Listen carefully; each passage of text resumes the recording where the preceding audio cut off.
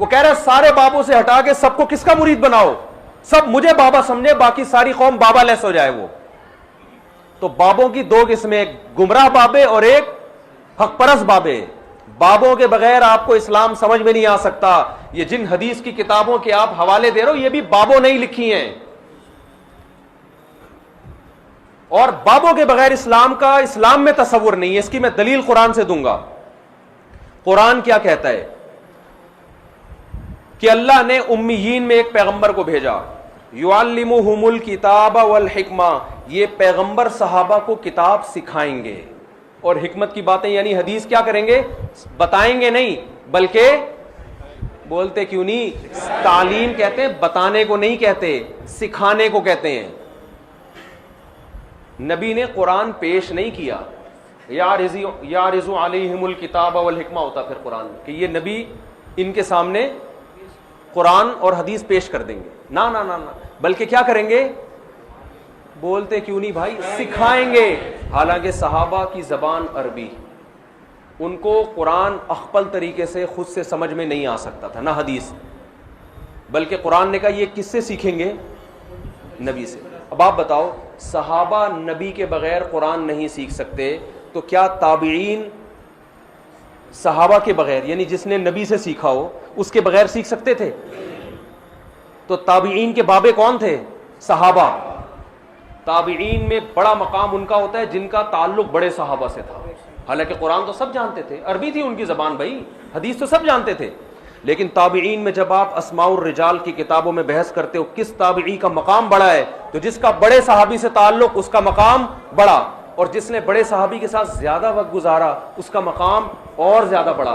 तो ताबीईन ने सहाबा को बाबा बनाया है। अलकमा और असवद ने अब्दुल्ला बिन मसूद को बाबा बनाया, इकरिमा ने हजरत अब्बास को अब्दुल्ला बिन अब्बास को बाबा बनाया है, नाफे और सालिम ने अब्दुल्ला बिन उमर को बाबा बनाया है। उसके बाद ताबीईन फिर तबा ताबीईन क्या डायरेक्ट कुरान और सुन्नत समझ सकते थे? आप अस्माउर रिजाल की किताबों में जाओ ना, किसी तबा ताबी का नाम लिख के तहकीक करो तो बताएंगे इन्होंने किन किन से इल्म हासिल किया, किन किन से कुरान और सुन्नत को समझा है। समझते हो बात को? आप जाहिल बाबों की मिसालें पेश करके लोगों को बाबा लेस अगर बना रहे हो, इसका मतलब आप लोगों को कुरान और सुन्नत खिलवाड़ बना रहे हो। कुरान जिसके जो समझ में आए वो कुरान और सुन्नत की तशरीह शुरू कर दे। आगे फिर तबा ताबीन है, फिर उनका सिलसिला। मैं अपनी सनद मोहम्मद सल्लल्लाहु अलैहि वसल्लम तक अल्हम्दुलिल्लाह पेश कर सकता हूं। हमारे दीनी मदारिस में जो तालिब इल्म फारिग होता है वो बता सकता है हमने बुखारी फला से पढ़ी, जिससे पढ़ी, उन्होंने बुखारी किससे पढ़ी, उन्होंने किससे पढ़ी, उन्होंने किससे पढ़ी, ये पूरा सिलसिला इमाम बुखारी तक, फिर इमाम बुखारी का सिलसिला मोहम्मद सल्लल्लाहु अलैहि वसल्लम तक। ये सारे बाबे हैं। जो इन बाबों से हट के हमें दीन पेश करेगा तो मेरे भाई वो उसका अपना इस्लाम होगा, उसको उठा के आप दीवार पे मार दो, फेंक दो आप। इमाम अबू हनीफा को हम क्यों फॉलो करते हैं? उन्होंने खुद से कुरान और हदीस नहीं समझा, उन्होंने हम्माद अल कूफी से समझा। हम्माद अल कूफी ने अपना नाइब बनाया इमाम हनीफा को कि मेरे बाद इनसे इल्म हासिल करो। हम्माद अल कूफी ने किससे समझा? इब्राहिम नकई से, उन्होंने अलकमा और असवद से, उन्होंने अब्दुल्ला बिन मसूद से, उन्होंने मोहम्मद सल्लल्लाहु अलैहि वसल्लम से। हम कुरान जिससे पढ़ते हैं कारी से, उसकी सनद हमारी नबी तक जाके मिलती है।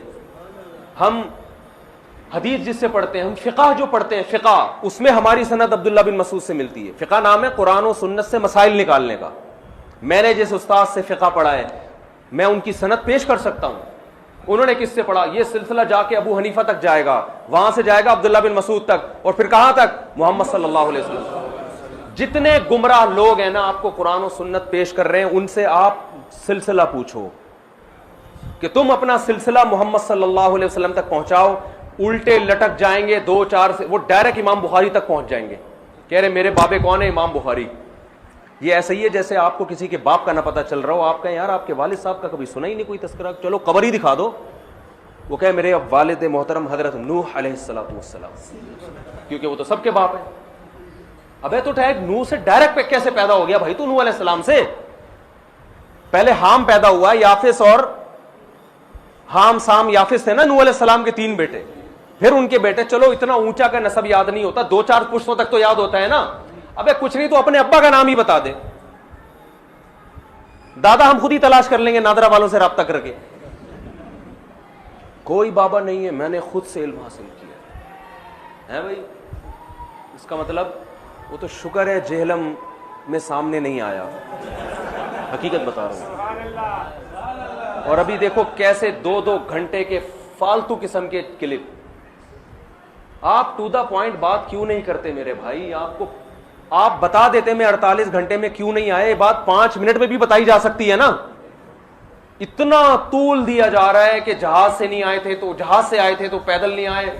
यानी इंजीनियर साहब से बहस करने के लिए चंद शर्तें हैं इस्लाम में, बुखारी में लिखी हुई हैं। नंबर 1, इंजीनियर साहब से बहस के लिए जरूरी है कि आपके मिलियन सब्सक्राइबर होंगे, वरना आप बात नहीं करेंगे।